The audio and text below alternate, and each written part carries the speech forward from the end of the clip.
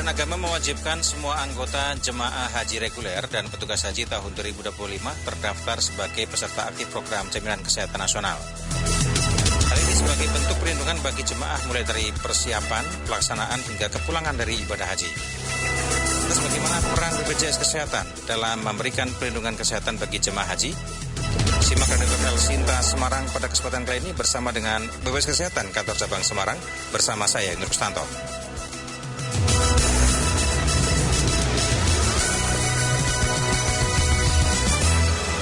Ya, sudah bersama dengan kami saat ini ada Kepala Bagian Mutu Layanan peserta BPJS Kesehatan Kantor Cabang Semarang. Ada Mas Anif Sauka Pratama. Assalamualaikum Mas Anif, selamat siang. Waalaikumsalam warahmatullahi wabarakatuh. Selamat siang Mas Junior. Ya, sehat ya? Alhamdulillah. Ya, puasa-puasa tetap seger ya? Ya, harus seger ya. Biar kuat seger sampai maghrib puasanya. Tinggal berapa jam lagi nih? Ya, kalau kan? di jam tangan sih 3 jam ya. 3 jam lagi ya? Waktu Indonesia Semarang. Baik. Ada beberapa hal yang mau kita bahas. Kali ini topiknya berkaitan dengan kepesertaan JKN khusus untuk pelayanan ibadah haji. Iya, betul. Ya kan? Ya. Karena beberapa bulan lagi ini sudah mau masuk Syawal. Zulqa'dah, Zulhijjah, Zulqa'dah akhir biasanya sudah mulai berangkat. Berarti Maret, April akhir itu April akhir sudah mulai berangkat. Nanti Mei sudah di sana, Juni pulang biasanya ya. Iya, 40 hari. 40 hari di sana. Enggak tahu ini katanya mau dikurangin juga ya. Kita enggak tahu juga ya. Menunggu informasi Kemenak ya, tentunya pastinya ya. Gitu. Iya. Sebenarnya kalau bicara berkaitan dengan JKN ya, khusus untuk pelayanan haji, ini sebenarnya seperti apa sih? Berkaitan dengan dasar hukum atau mungkin urgensinya juga bisa dikatakan begitu. Seperti apa? Oh iya, Mas Anif? Terima kasih para pendengar Elsinta dimanapun berada. Selamat sore sambil menunggu ini ya, nyari takjil mungkin ya. Ini kita sharing terkait untuk perlindungan untuk masyarakat Indonesia yang akan pergi ke Tanah Suci ya, akan melakukan ibadah haji. Alhamdulillah sudah dapat kesempatannya, sudah dapat kuotanya ya. Nah ini mungkin kami dari BPJS Kesehatan ingin menyampaikan juga ya. Kebetulan waktu itu ada surat instruksi dari Presiden ya, nomor 1 tahun 2022 terkait optimalisasi terkait program JKN ya, seperti itu. Jadi dalam instruksi Presiden tersebut ditentukan ya, untuk kementerian lembaga sudah ditugaskan masing-masing sesuai kewenangannya, seperti itulah. Salah satunya dari Kemenak ini, Kementerian Agama. Tentunya diharapkan jadi untuk peserta-peserta yang akan melaksanakan ibadah umroh ataupun berangkat haji itu sudah memiliki kepesertaan JKN. Karena untuk diketahui juga saat ini di Indonesia sebenarnya yang sudah jadi peserta JKN sudah luar biasa ya Mas Junior. Ada berapa tuh angkanya? 98% lebih sekarang ya. Luar biasa ya. Dari total penduduk Indonesia seperti itu. Untungnya saya sudah. Alhamdulillah harus karena sudah. Kan sebagai karyawan. Jadi karyawan ya. Jadi pada saat itu sudah ada instruksi Presiden dan ditindaklanjuti lah oleh masing-masing kementerian lembaga. Kalau sebelumnya kemarin yang sudah jalan kan terkait STNK ya, SKCK seperti itu. SKCK sudah berjalan dan ini kami remind kembali terkait untuk yang ibadah haji. Sebenarnya tahun lalu pun kita sudah jalan sebenarnya, sudah jalan. Jadi ini kita remind kembali karena sudah mendekati prosesnya ya, seperti itu. Diharapkan kemudian peserta-peserta ataupun masyarakat yang akan melakukan ibadah ke Tanah Suci tadi itu sudah terlindungi JKN. Kebetulan dari Kemenak juga sudah mendukung dengan kami penuh seperti itu dan ditindaklanjuti ya, tentunya dari kami dari manajemen BPJS Kesehatan di kantor pusat ya dengan Kementerian Agama di Jakarta juga sudah melakukan tindak lanjut terkait instruksi Presiden tersebut, seperti itu. Bisa ditekankan jadi kepesertaan JKN bagi calon jemaah haji Indonesia yang akan atau jemaah calon haji yang akan berangkat ini seberapa wajib? Iya, jadi kalau untuk jemaah haji itu kan pasti jadi segmentasinya banyak sekali ya mungkin ya. Misalnya kebetulan alhamdulillah mungkin ada yang PNS misalnya, alhamdulillah ada yang TNI, Polri ataupun kerja di perusahaan ya seperti ini Mas Junior kan sebagai badan usaha seperti itu. Ada juga yang berusaha atas dirinya sendiri di rumah misalnya berusaha sendiri. Ada juga yang mungkin mohon maaf pensiunan. Pensiunan dari PNS, TNI, Polri tadi juga ada. Kebanyakan pensiunan juga banyak tuh malahan. Iya, dan itu alhamdulillah kalau pensiunan kan masih terjamin JKN ya, sudah terjamin JKN alhamdulillah. Ada juga yang mungkin berusaha sendiri atau juga mungkin berusaha sendiri sehingga dia membayar iuran sendiri lah. Jadi peserta-peserta yang tadi tentunya peserta untuk ataupun masyarakat yang akan melakukan ibadah haji itu sudah terdaftar JKN baik dirinya dan anggota keluarganya, seperti itu. Sehingga mungkin lebih tenang ya, lebih tenang ketika mungkin tidak semuanya, mungkin satu keluarga ada berangkat ibadah haji mungkin 2 atau 3 orang, ataupun mungkin bahkan 1 orang. Ada keluarga yang mungkin masih di Indonesia, seperti itu. Kalau memang sudah terdaftar JKN kan, ketika memang anggota keluarganya di rumah mungkin butuh pelayanan kesehatan kan, ya sudah ada yang menjamin, karena sudah terlindungi oleh program JKN, seperti itu. Jadi harapannya memang seluruh calon jemaah ini itu sudah terlindungi dari sisi kepesertaan jaminan kesehatan nasional atau BPJS kesehatan, seperti itu Mas Liniar, ya. Jadi selain bahwa JKN ini wajib sebagai warga negara ya. Betul. Kalau untuk jamaah haji ini, mengapa ya kok wajib, serta kira-kira akan dapat benefit apa? Apa keuntungan saya, semisal kalau kan masyarakat pasti pragmatis ya. Iya betul pasti lah. Ini keuntungan saya untuk mengikuti BPJS kesehatan ini atau mendapatkan layanan JKN ini apa sih sebenarnya? Iya. Jadi kalau untuk kepesertaan JKN ini kan memang sudah mandatori sebenarnya ya. Kita ada prinsip ya, gotong royong. Terus yang kedua kita kemudian membantu yang kemudian tidak mampu. Ada juga yang dalam hal kemudian kita sudah terlindungi JKN, itu proteksi seperti itu, dan juga kita komplain terhadap regulasi. Jadi itu 3 prinsip utama yang kemudian selalu kita sampaikan. Lah, khusus untuk jemaah haji ini ya. Jadi sepengetahuan kami kan, kalau untuk calon jemaah haji ini kan pasti berkumpul dulu ya di embarkasi dimanapun seperti itulah. Selama mungkin pelayanan dari pertama kali mungkin ya, persiapan itu kan pasti ada tindakan ataupun bukan tindakan ya, ada pemeriksaan medis ya, seperti itu ya. Nah itu kalau memang nanti periksa di FKTP, mungkin puskesmas, klinik ataupun dokter keluarga ya, sesuai dengan peserta terdaftar. Kalau sudah terdaftar JKN kan enak, jadi tidak perlu kemudian membayar lagi, seperti itu ya. Jadi karena sudah punya jaminan JKN, sudah terdaftar, nanti tinggal periksa.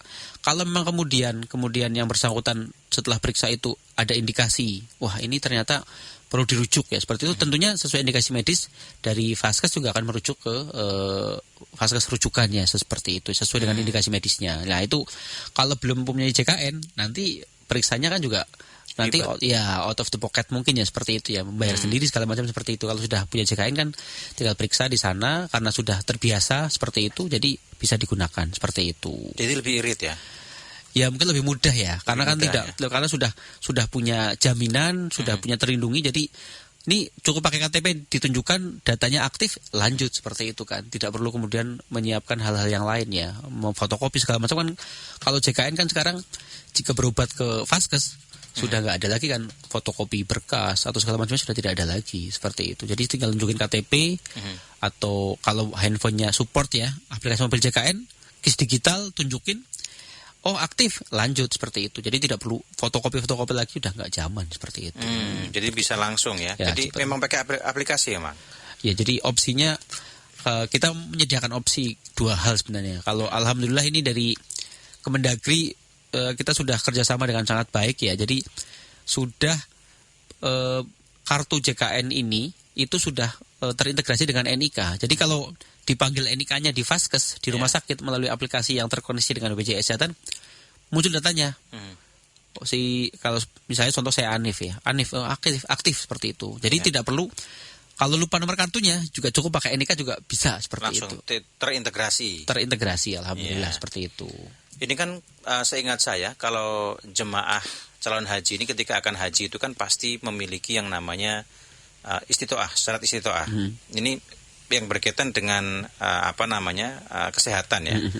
Berkaitan dengan syarat istitoah ini bagaimana integrasinya? Nanti benefit-benefitnya yang akan didapatkan itu bisa dijelaskan secara prosedur, kemudian seperti apa itu? Iya, jadi kalau untuk secara terkait masalah kesehatan tadi ya, seperti itu. Nah, secara prinsip kalau untuk program JKN ini memang kita menjamin seluruh segala macam penyakit ya, sesuai dengan indikasi medis, seperti itu. Jadi seperti yang tadi saya sampaikan ya, program JKN ini kan memang sudah berjalan sejak 2014 dan ini untuk seluruh peserta terjamin JKN ini semua pelayanannya sama sebenarnya, seperti itu ya. Tapi kalau memang sudah menjadi peserta JKN lebih nyaman lagi. Kenapa? Karena tadi kita sudah terdaftar, sudah aktif, kemudian tinggal berobat ya, seperti itu, ataupun periksa di Vaskes 1 ya, jika memang nanti ada indikasi. Ketika ada indikasi medisnya, si peserta ini memiliki misalnya ini ternyata tidak bisa ditangani.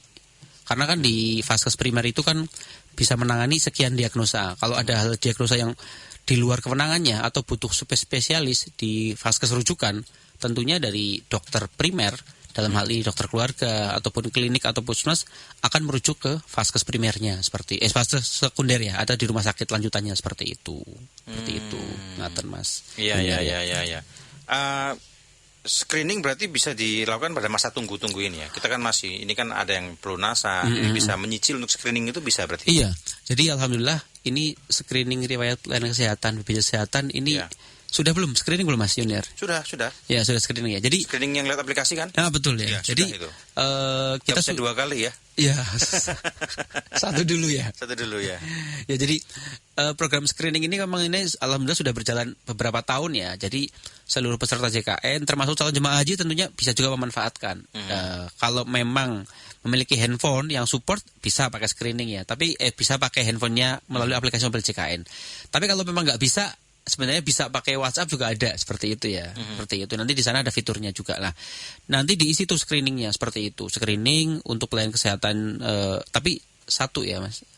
Kalau screening itu apa tuh? Harus jujur gitu ya. Nah itu. Ya. Kalau kan gengsi ya. Kalau nggak jujur itu nanti pasti hasilnya pun nggak sesuai ya. Karena itu kan sudah rumus ya mungkin ya. Kalau memang ada yang dijawab nggak sesuai, ya nanti hasilnya pasti nggak pas seperti itu. Kalau screening ternyata ditemukan hal-hal yang tidak diinginkan, misal begitu? Iya. Itu bagaimana? Ya, kalau setelah dilakukan screening, alhamdulillah saya juga sudah ada screening ya. Ada resiko nggak Mas Junior ya? Resiko kantong kempes. Enggak. Jadi kalau memang screening itu kan memang ada resikonya seperti itu. Kalau memang ada resiko yang mungkin hasilnya seperti apa, itu nanti bisa dikonsultasikan dengan dokter primernya ya, dokter praktek perorangannya ataupun puskesmasnya di mana dia terdaftar. Nanti dari dokternya akan melakukan pengecekan seperti itu. Kalau memang ini memang harus dilakukan tindakan lebih lanjut di rumah sakit, misalnya seperti itu.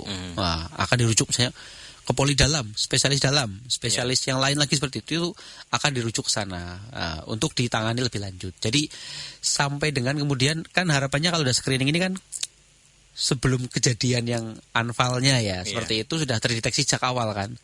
Ini ada potensi misalnya diabetes ataupun yang lain seperti itu. Tadi kan dikirimkan ke vaskes rujukan ya seperti itu, diobati. Nanti kalau kondisinya sudah oke, stabil, nanti akan dikembalikan lagi ke vaskes primer melalui program rujuk balik seperti itu. Oke, baik. Ini kita juga libatkan pendengar ya. Boleh. Pendengar juga bisa gabung bersama kami. Silahkan bagi Anda yang calon jemaah haji atau jemaah calon haji yang sudah mulai persiapan, mau mulai melunasi, sudah ada manasik-manasik, ingin tahu seperti apa kemudian status JKN Anda bisa bergabung juga bersama kami, atau yang lain juga boleh ya. Kalau ada pendengar yang bertanya berkaitan dengan layanan JKN juga boleh ya. Ya, tidak khusus untuk jemaah haji, tapi kalau untuk peserta JKN ya, peserta JKN terkait pelayanan ataupun administrasi kepesertaan juga diperkenankan ya. Karena ini untuk seluruh peserta JKN di Kota Semarang yang sudah 99% ya, jadi peserta di Kota Semarang ini. Baik, sudah ada yang menunggu, ternyata ada Pak Dida di Budak Payung ya, kita akan sapa. Telepon ya Pak? Ya, telepon. Ya, Pak Dida silahkan. Selamat sore, Elsinta Semarang. Ya, selamat sore Pak Dida di Budak Payung, silakan Pak. Assalamualaikum Pak Hanif, sehat-sehat Pak Hanif. Alhamdulillah, waalaikumsalam warahmatullahi wabarakatuh. Pak Dida, monggo Pak Dida, dia bisa dibantu. Alhamdulillah Pak Hanif, yang ternyata dari kemarin tuh saya lihat medsosnya Elsinta, kok terkait dengan persiapan haji. Ternyata Pak Adip membuka untuk peluang pendengar untuk umum ya Pak ya. Terima kasih Pak. Monggo, siap ya Pak. Yang juga haji juga nih Pak Dida. Sarana dan prasarananya. Saya mau nanya Pak, masyarakat itu banyak yang merasa diskriminasi Pak. Mohon maaf nih Pak. Boleh sampaikan aja Pak. Dari pihak pelayanan kesehatan hingga perlakuan tenaga medis apabila dia melakukan BPJS. Apalagi yang PBI ya Pak ya, yang dibayar pemerintah ya Pak. Yang dibayar mandiri aja, BPJS masih ada perlakuan yang tidak menenangkan Pak itu. Catatan ya Pak, itu bagi saya boleh, sebagai warga Pak. Satu yang itu Pak Hanif. Yang kedua Pak Hanif, boleh. Saya selaku BPJS mandiri Pak, kalau memang saya uraikan tuh banyak sekali Pak permasalahan. Contohnya Pak, saya kan mandiri Pak, dan telat bayar Pak. Tapi telat bayar itu bukan lewat bulan Pak, cuma lewat tanggal Pak. Dan ternyata Bapak masuk rumah sakit. Belum Pasir Ruangan sudah disodori denda, Pak. Denda saya tuh sebesar 209, Pak. Itu saya lunasi di Alfamart, dekat di rumah sakit. Itu, Pak. Oke, siap. Yang kadang saya berpikir, belum padahal kan saya juga nggak terlambat, Pak. Cuma terlambat sehari mungkin, Pak. Dan terlambat sehari ya. Perhitungan denda itu gimana ya, Pak? Oh, saya juga mohon penjelasannya juga, Pak. Boleh. Siap. Dan yang berikutnya, Pak. 3 per 3. Apa benar, Pak? Gak apa-apa, Pak. Kita selaku masyarakat itu banyak mindset, Pak. Kalau peserta BPJS itu maksimal dirawat 3 hari, Pak. 3 hari ya, Pak ya. Oke. Itu kan siap. saya juga salah satu tokoh di masyarakat. Siap. Sombong, Pak. Saya kan juga salah satu di masyarakat itu banyak keluhan yang mengatakan begitu, Pak. 3 hari dirawat BPJS mesti mari balik-balik apapun kondisinya, Pak. Itu mindset dari peserta ya. Pak. Tapi makanya Pak seperti itu, Pak. Itu Pak ini sebagai Mboten apa, Pak? Ini buat BPJS, masukan Pak, ya. Iya, Kita boleh. tidak mengurangi apapun yang terjadi di masyarakat, Pak. Siap. Ya, Dan baik. banyak berita-berita, Pak. Kalau memang BPJS itu sulit bayar ke pemerintah, Pak. Sulit bayar ke pemerintah. Rumah sakit gimana? terutama bayar ke reimburse ke pemerintah itu agak sulit, Pak. Itu imbasnya apa, Pak? Pelayanan publik berkurang, Pak. Rembes. Sebentar. Maksudnya gimana, Pak? Saya Maksudnya gimana? mohon izin mungkin diperjelas mungkin. Rembesnya pripun, Pak? Maksudnya ini saya belum dapat. Kan mungkin berita-berita rembes dari pihak rumah sakit sudah menangani pasien-pasien BPJS, tapi dari klaim rumah sakit ya. Termasuk penyelenggaranya kan agak sulit, Pak. Itu kan imbasnya nanti kendalanya kan juga ke klaim rumah sakit balik ya, lagi ke masyarakat kecil, Pak. Siap. Oke, baik. Paham ya. Itu ya, Pak. Sudah dapat ya. Borongan sekali nih. 4 kursi nggak ini. apa-apa, Pak. Nggak Banyak lagi, apa-apa. Pak. Uang itu kan Nanti mungkin sayang BSS-ku Malang, Pak. Ceritanya seperti itu, Pak. Nggih. Boleh izin mungkin, Pak, nanti Pak Dido kalau berkenan ada WA-nya nggak sih, Pak? Di sini Iya, Pak. Saya terbuka, Pak. 081 325. Oh iya, karena ini kalau pertanyaan nomor 3 mungkin pertanyaan yang denda itu harus saya konfirmasi karena nanti mungkin ada yang kurang tepat. Saya minta nomor WA-nya Bapak, boleh Mas? Iya, siap, Pak. Ya. Saya langsung, Pak. Nanti redaksi bisa nganu, Pak. Nanti bisa ditelepon ya. WA saya, Pak. Bisa ditelepon redaksi ya. Baik, terima kasih ya. Betul, Pak. Oke. Mohon maaf, Pak, sebelumnya apabila tutur kata-kata yang kurang, Pak. Ya, terima kasih. Terima kasih. Pak. Assalamualaikum warahmatullahi wabarakatuh. Ya. Ya. Ada borongan dari Pak Dida di Budak Pak Payung. Dida namanya, Pak ya. Iya, Jadi. kita akan jeda dulu ya. Boleh, siap. Nanti kita akan tanggapi setelah jeda iklan berikut ini. Tetaplah bersama kami. Anda masih mendengarkan Radio Talk El Sinta News and Talk. Kembali lagi dalam Radio Talk El Sinta, masih bersama dengan BPJS Kesehatan Kantor Cabang Semarang bersama Mas Anif Sauka Pratama. Anda bisa telepon juga ingin bergabung ya 024 764 8910 atau via WA 0877 2110 9100. Kita ada pertanyaan tadi dari pendengar kami Pak Dida di Budak Payung yang menanyakan beberapa hal ya. Mungkin Mas Anif juga sudah mencatat ya, Mas? Sudah ada 4 pertanyaan ini. Ada 4 ya borongan. Silakan dijawab dulu, silakan. Oke, terima kasih Pak Dida ya atas atensinya. Walaupun ini tidak sesuai tema, tapi alhamdulillah nih Pak Dida informasinya sebagai tokoh masyarakat di Budak Payung juga. Terima kasih Pak. Yang pertama terkait diskriminasi pelayanan JKN ya, untuk terutama PBI katanya seperti itu. Nah ini untuk saat ini untuk diketahui mungkin ya Pak Dida dan mungkin pendengar El Sinta semuanya di Kota Semarang khususnya ini, kalau Pak Dida mungkin Budak Payung berarti Kota Semarang ya. Ini kepesertaan JKN itu sudah 99% lebih ya, seperti itu. Dan alhamdulillah di Kota Semarang yang aktif pesertanya itu 82%. Jadi dari 99% yang terdaftar, yang aktif yang bisa menggunakan manfaat 82. Hanya 82 saat ini. Sisanya nonaktif seperti itu. Jadi belum bisa menggunakan seperti itu. Nah, alhamdulillah dengan jumlah pesertanya seperti itu tentunya kita punya bargaining juga ya BPJS Kesehatan ya. Sekarang rumah sakit di Kota Semarang mungkin hampir sebagian besar sudah kerjasama dengan kami. Rumah sakit besar ya seperti itu sudah kerjasama. Jadi kalau memang ada perasaan ataupun informasi terkait diskriminasi seperti itu, kami tentunya siap menerima untuk kejadiannya kapan di mana seperti itu. Nah nanti pelaporannya kalau yang paling gampang kemana Mas? Kalau paling gampang lewat WA boleh seperti itu. Lewat WA di 0811 8 165 165. Itu nanti ada fitur namanya Pandawa. Pilih yang fitur pengaduan situ. Oke, saya lihat nanti ya. Pandawa, ya, boleh. Pengaduan. Iya, itu kan di Pandawa itu ada 3 fitur ya. Informasi, administrasi, pengaduan. Itu di fitur pengaduan nanti bisa. Tapi kalau untuk masyarakat yang mungkin sudah punya aplikasi mobil JKN, pilih di situ fitur pengaduan di aplikasi mobil JKN. Nanti kalau itu di fitur itu nanti muncul sebenarnya sudah muncul jawaban dari kami apa. Kalau yang Pandawa kan tidak langsung ke WA-nya yang bersangkutan ya, nanti seperti itu akan dihubungi jika memang kemudian dibutuhkan informasi lebih lanjut seperti itu. Nah, jadi bisa disampaikan kami mekanisme ataupun perasaan diskriminasinya seperti apa ya, seperti itu. Kalau kami melihat alhamdulillah selama beberapa, ini sudah lebih dari 10 tahun ya.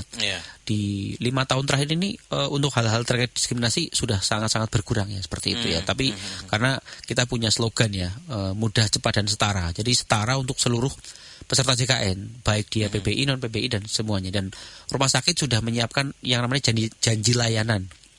Itu yang kemarin sempat juga didatangi juga dari Ombudsman. Apakah jadi janji layanan itu sudah terpasang di semua rumah sakit dan sudah dilaksanakan ya? Insya Allah seperti itu. Kita ada mekanisme evaluasi setiap bulan untuk masing-masing rumah sakit seperti itu. Yang kedua untuk PBPU atau mandiri telat bayar sehingga muncul denda layanan. Jadi kalau kami melihat mungkin nanti ini kita perlu cek datanya sih Pak. Tapi kalau secara prinsip denda layanan itu akan muncul peserta yang pernah menunggak hitungan bulan. Kalau hitungan hari tidak seperti itu. Tapi denda layanan itu memang jangka waktunya panjang. Kalau memang misalnya pernah nunggak 2 bulan seperti itu, dilunasi taruhlah tanggal 1 Maret ya, biar gampang, 1 Maret. Nanti denda layanan itu akan muncul ketika si peserta ini rawat inap sampai dengan 40 hari ke depan. Jadi 1 Maret sampai berarti 15 April lah ya, kalau yang Maretnya 30 hari seperti itu. Kalau 1 Maret sampai dengan 15 April itu yang bersangkutan rawat inap, maka baru muncul yang namanya denda layanan. Tapi kalau untuk rawat jalan saja, denda layanan itu tidak ada. Nah, kalau pasien ini rawat inapnya tanggal 16 atau 17 April, denda layanan ini ada nggak? Tidak ada juga. Seperti itu. Jadi itu 45 hari ada masa tenggang untuk denda layanan. Nah, kalau memang dalam masa tenggang denda layanan itu 1 Maret sampai 15 April contohnya seperti itu, yang bersangkutan rawat inapnya mungkin ya qadarullah mungkin berkali-kali, yang wajib dibayar untuk denda layanan cuma 1 kali pada saat pertama kali rawat inap pertama kali saja. Jadi rawat inap misalnya tanggal 2 Maret sampai tanggal 10 Maret, yaitu denda layanan itu. Kalau kemudian ada rawat inap lagi, itu tidak ada denda layanan. Dan kembali kami sampaikan, denda layanan ini hanya untuk peserta yang rawat inap. Dan untuk nominalnya, perhitungannya ya, itu adalah 5% dikalikan bulan tertunggaknya.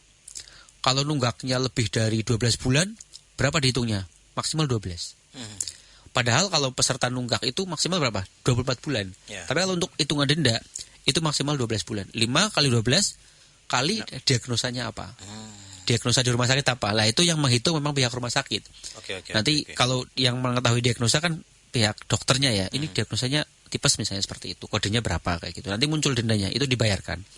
Kalau sudah dibayarkan, untuk pelayanan kesehatannya nanti dijamin JKN seperti itu. Nanti makanya Pak Dida nanti mungkin jika berkenan nanti izin untuk melihat data kepesertaannya untuk memastikan apakah memang yang disampaikan tadi terkait telat hari ya. Kalau telat sampai hari, insya Allah sih tidak ada denda layanan seperti itu. Mungkin dulu ya sempat ya, mungkin kalau bisa jadi seperti itu. Nah, jadi makanya perlu kami pastikan. Yang ketiga nih apakah pertanyaan ketiga terkait 3 hari ya, pas banget nih. Apakah untuk pelayanan JKN itu maksimal di rumah sakit 3 hari? Tidak seperti itu ya. Tidak 3 hari.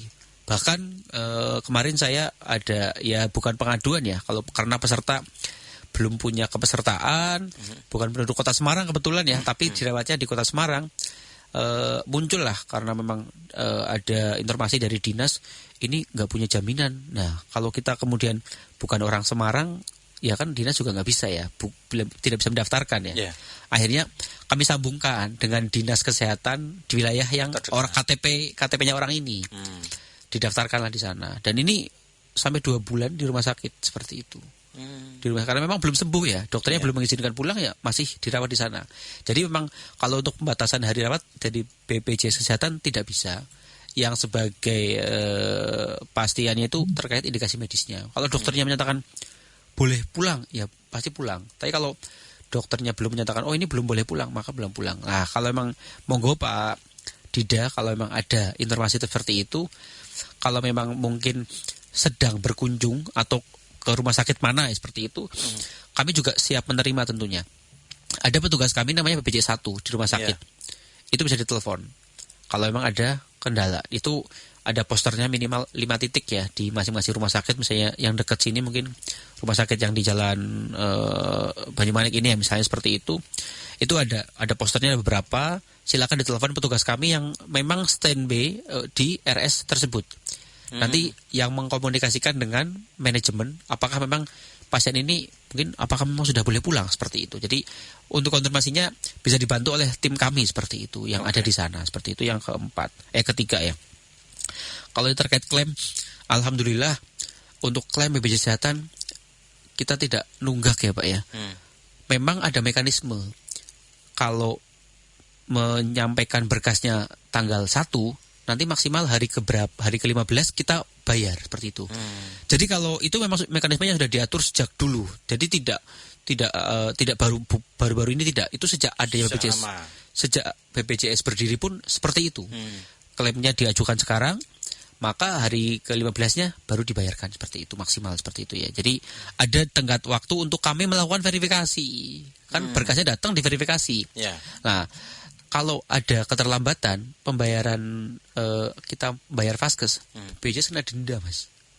Ada dendanya. Jadi kami juga nggak boleh ngeluarin denda kan. Itu dendanya lumayan juga kan, 1% dari tagihannya kan. Jadi kami pun nggak mau dong kena denda. Karena apa? Karena kita punya anggaran untuk bayar ada. Tinggal kita mekanisme verifikasinya kan yang butuh waktu sekian hari yang sudah disepakati dengan pihak RS itu. Berkas lengkap sekian hari dibayar. Dan ini sudah berjalan sejak awal BPJS Kesehatan. Jadi kalau isu kita menunggak 2 tahun ini tidak ada yang menunggak pembayaran iuran di vaskes, tidak ada sama sekali. Seperti itu. Sudah ada lagi pendengar yang menunggu ternyata. Oh, siap. Iya, sudah ada yang masuk, ada Pak Dodi di Semarang ya. Kita akan sapa. Pak Dodi, selamat siang. Selamat sore ya. Selamat sore, Assalamualaikum. Waalaikumsalam. Bukannya tadi ya. Silakan Pak Dodi. Ya, selamat berpuasa kepada bapak-bapak. Iya, lemas ini Pak, puasa ya Pak? Insya Allah. Alhamdulillah. Monggo Pak Dodi, silakan. Gimana Pak? Ini mau nanya, itu sama KIS itu bedanya apa ya Pak ya? KIS sama BPJS. Oke. Yang kedua, jumlah kepesertaan BPJS Kesehatan itu boleh 6 atau 7 enggak ya dalam satu kakak? Oke. 6 atau 7 orang ya maksudnya. Bapak Nyun Sewu peserta apa Pak kalau boleh tahu Pak? PNS, TNI, atau yang bayar sendiri? Swasta aja. Oh swasta. Perusahaan. Perusahaannya. Oke. Ya. Sementara itu aja Pak pertanyaannya. Terima kasih. Oke, terima kasih ya. Selamat Dodi. Terima kasih Pak Dodi, selamat siang. Langsung tanggapan boleh silakan. Boleh ya. Jadi kalau programnya sebenarnya kan Jaminan Kesehatan Nasional, Kartu Indonesia Sehat. Sebenarnya itu KIS kan bentuk kartunya seperti itu, Kartu Indonesia Sehat.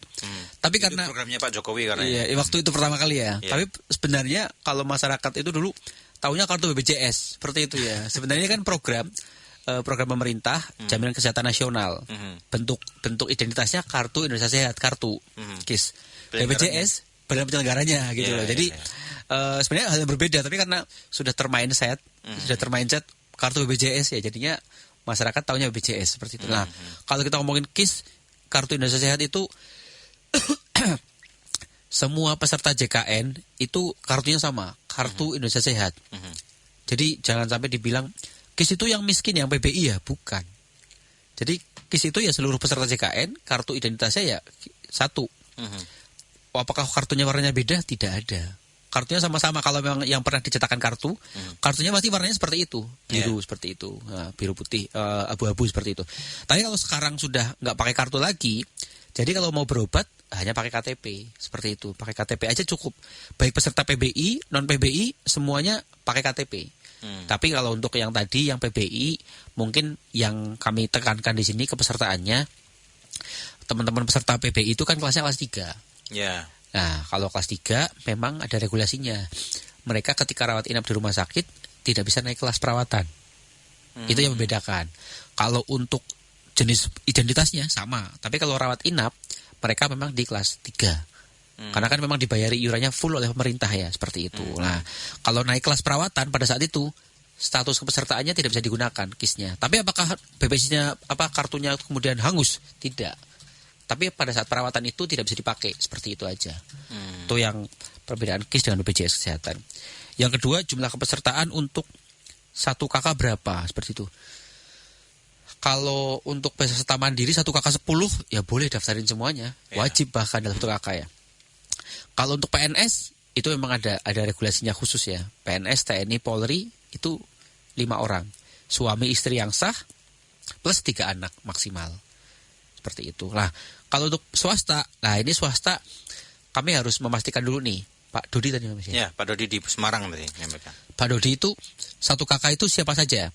Kalau memang satu kakak itu mungkin Pak Dodi, mungkin ya Pak Dodi, istri dan anaknya mungkin, mohon maaf ya, mungkin kalau kami keliru, mungkin 5 contohnya seperti itu ya. Tadi menyampaikan 6 atau 7, itu bisa juga. Kalau Pak Dodi sebagai karyawan swasta. Tapi ada mekanismenya berbeda. Pak Dodi yang ditanggung oleh kantor, itu kan 5 orang. Suami istri 3 orang anak. Misalnya tadi ada 7, berarti yang 2, itu nanti ada prosentase tambahan. Per orangnya 1%. Tapi untuk anaknya ya, bukan untuk, kalau misalnya tantenya nebeng kakak itu nggak boleh. Nggak bisa, itu hanya untuk anaknya, atau ini kalau ini khusus swasta dulu ya. Atau misalnya di kakak itu ada orang tua atau mertua. Itu tinggal nambah 1%.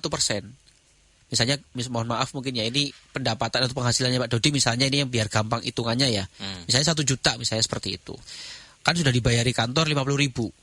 4% dari kantor, 1% dari gaji Pak Dodi. Untuk 5 orang. Nambah anaknya 2, anak keempat sama kelima. Tambah 10.000.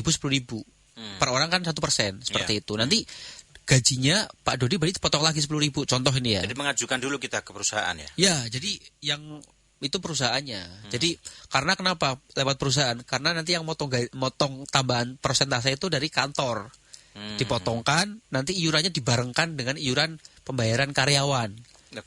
Jadi kempel sudah ya. Jadi karyawannya misalnya 10, tambah anggota keluarganya tambahan tadi berapa, ya udah itu kempel. Termasuk juga orang tua dan mertua, itu juga bisa.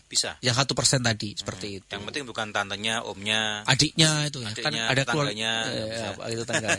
Jadi keluarga inti, anak, orang tua dan mertua itu bisa. 1% tambahannya. Di luar yang paket 3 anak tadi ya, seperti itu. Kalau swasta ya, kalau peserta mandiri itu bebas. Satu keluarga isinya macam-macam kakak, ya itu boleh daftar mandiri. Ada tantenya, ada adiknya, itu beda cerita. Karena kan itu hitungannya per person ya, tidak lagi per prosentase seperti itu. Ya. Baik, kita akan jeda dulu ya. Boleh. Ya. Ini kita sesi kedua malah menanggapi pendengar ini. Ya. Ada beberapa pertanyaan pendengar. Nanti kita akan kembali lagi di topik kita berkaitan dengan prosedur pelayanan kesehatan jemaah haji peserta JKN. Tetaplah bersama kami. Anda masih mendengarkan Radio Talk, El Sinta News and Talk. Kembali lagi dalam program Radio Talk bersama dengan BPJS Kesehatan Kantor Cabang Semarang, masih bersama dengan Mas Anif Sauka Pratama. Kita akan membahas kembali berkaitan dengan haji. Tadi sempat tertunda hajinya dengan layanan masyarakat. Banyak keluhan masyarakat yang disampaikan. Kalau jamaah haji ini nanti berkaitan dengan prosedurnya seperti apa? Mungkin bisa disampaikan, Mas. Ya, jadi kalau tadi di awal mungkin sudah sedikit saya singgung ya. Kalau jemaah haji ini kan mungkin terdiri beberapa segmen semua masyarakat ya, seperti itu ya. Nah, kalau memang secara dari sisi pekerjaannya dia sudah terjaminkan, ya aman ya, seperti itu ya. Misalnya dari pemberi kerja sudah mendaftarkan, dari PNS, TNI, Polri atau perusahaan swasta, ya itu clear. Atau bahkan mungkin, mohon maaf, mungkin ada yang kemudian didaftarinya masuk ke PBI tapi berangkat haji juga, berarti kan sudah terdaftar JKN. Seperti itu, nggak masalah seperti itu. Nah, kalau ada yang kemudian peserta peserta BPJS atau JKN yang kemudian punya, mohon maaf nih, tunggakan iuran ya, seperti itulah.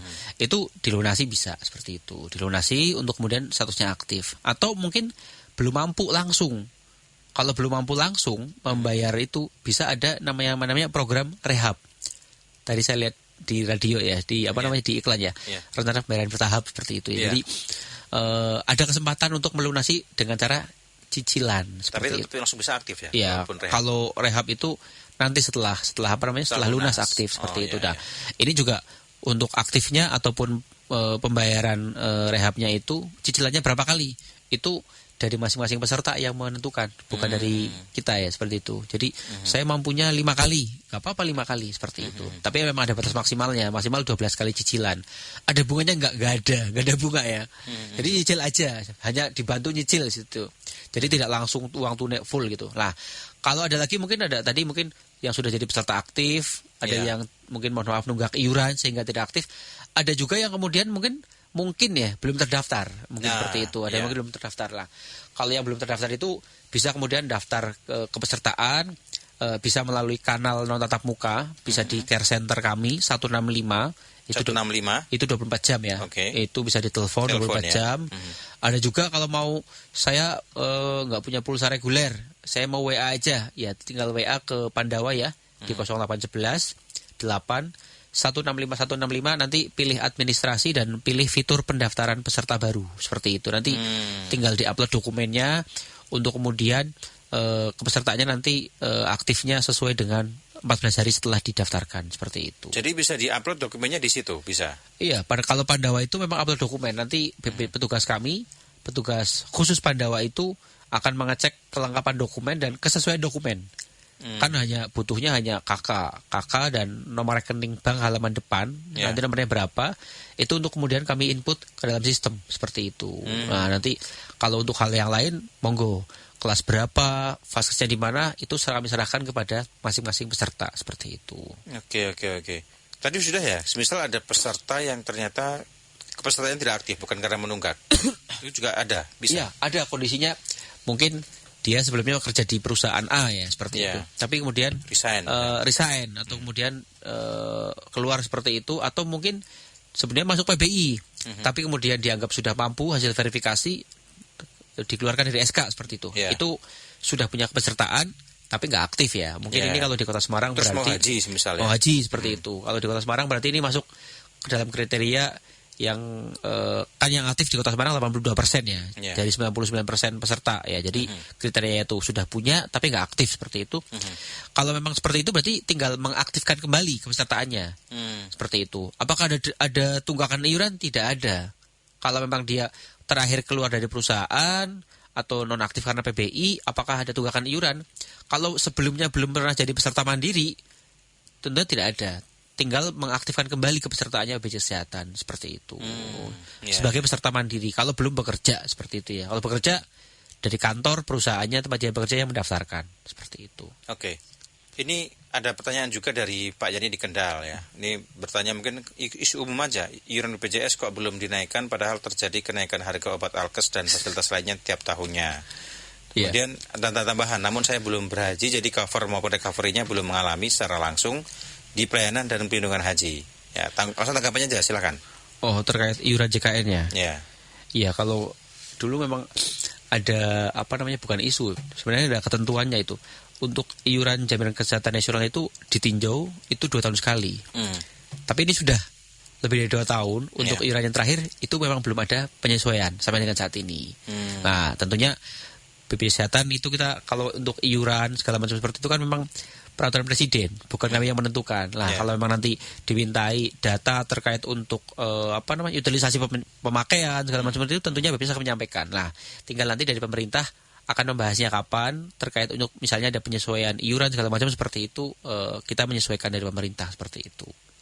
Jadi menunggu info pemerintah nih. Iya, karena untuk iuran kan perpres ya, peraturan presiden. Jadi bukan BPJS yang menaikkan, tidak bisa. Jadi pemerintah melihat data pemakaian atau pemanfaatan dari JKN seperti apa, nanti kemudian mungkin akan dirumuskan ya, BPJS dipanggil juga mungkin, atau tentunya Kementerian Keuangan ya seperti itu di sana, karena yang membayar iuran kan tidak hanya peserta, tapi ada juga dari negara, terutama untuk PBI kan dari negara yang membayar iurannya seperti itu ya. Dari itu jumlahnya kan tidak sedikit ya, ada 90 juta peserta yang dibayari oleh pemerintah seperti itu. Baik. Yang kedua tadi apa ya Mas ya? Itu aja sih. Dia cuma menyampaikan karena belum haji jadi belum bisa belum merasakan cover maupun recovery-nya, belum mengalami secara langsung. Ini Pak Yani di Kendal ya. Kalau bicara berkaitan dengan BPJS ini berarti layanan yang akan diberikan selama haji itu hanya ketika berada di tanah air.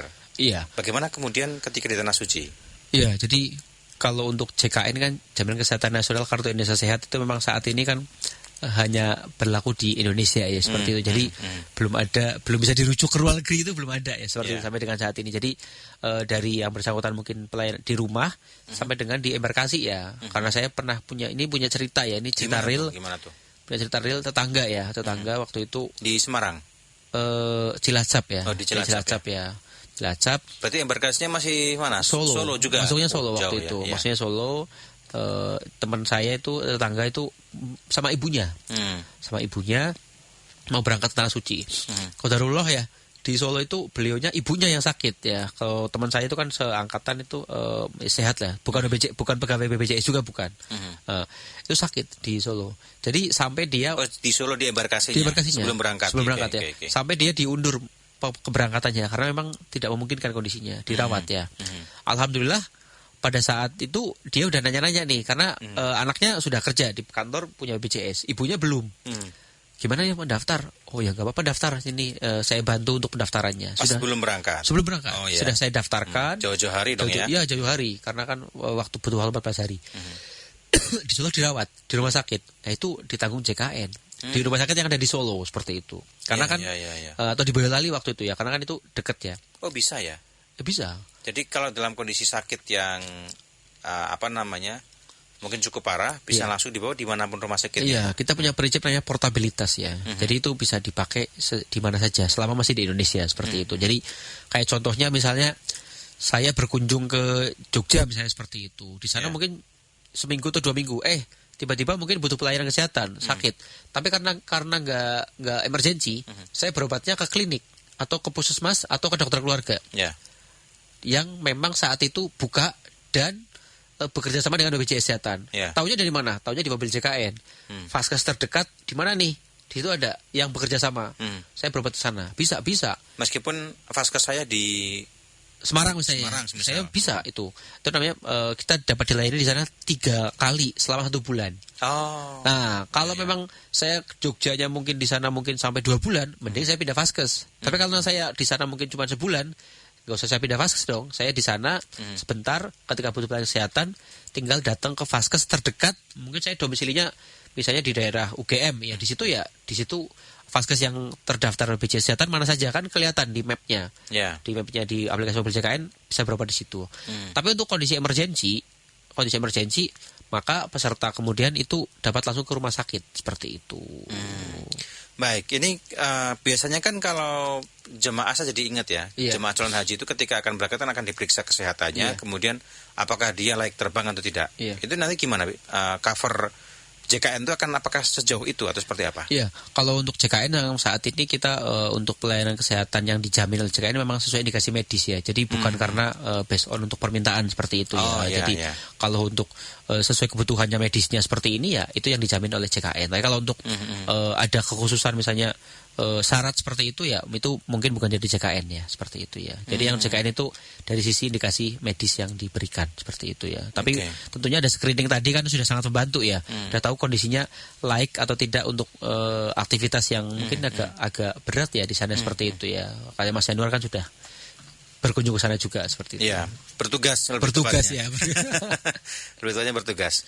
Ini tadi saya sempat penasaran juga dengan ceritanya Mas Anif tadi yang ibu temannya tetangga itu kemudian sempat tertunda berangkatnya. Kemudian dirawat di rumah sakit. Akhirnya berangkat tidak akhirnya? Alhamdulillah berangkat. Tapi memang tertunda seperti itu. Tertunda karena memang tadi masih sakit. Kemudian dirawat di daerah Solo ya, Solo sana. Setelah kemudian sehat, sudah bisa dikatakan layak untuk berangkat sana karena kan alhamdulillah teman saya cowok ya, jadi yang menemani mendampingi di sana seperti itu bisa seperti itu. Alhamdulillah qadarullah pulang ya, alhamdulillah sehat ya. Jadi beliau memang saat ini sudah itu ya sudah purna sudah sedo, tapi bukan karena itu. Sekian tahun setelah pulang baru seperti itu. Jadi sangat bermanfaat ya untuk JKN ini ketika dalam proses untuk menunggu keberangkatan ya seperti itu. Oke, baik. Kita akan jeda lagi. Nanti kita akan di sesi akhir barangkali ya untuk penegasan kembali. Tidak terasa sudah menit 55 ini. 55 lagi ya. Nanti kita akan kembali lagi setelah jeda berikut ini. Anda masih mendengarkan Radio Talks El Sinta News and Talk. Di sesi akhir berkaitan dengan perbincangan kita hari ini, sudah panjang lebar, tidak terasa ini ngabuburitnya sudah mau beduk maghrib kurang 1,5 jam lagi. Kira-kira begitu ya. Ada yang mau disampaikan berkaitan dengan perbincangan kita, seberapa urgensi pentingnya JKN ini untuk layanan haji ke depan, yang sudah untuk terutama para jamaah ya, para pendengar, dan mungkin ada penegasan-penegasan yang lain, Mas Hanif. Ya, yang pertama mungkin kami sampaikan terima kasih ya untuk masyarakat khususnya di Kota Semarang dan sekitarnya yang sudah jadi peserta JKN dan aktif seperti itu, sehingga dapat memanfaatkan layanan kesehatan sesuai ketentuan. Nah, khususnya untuk jemaah haji kami juga sangat menghimbau sekali ya, jangan lupa ya sebelum berangkat dipastikan status pesertanya aktif.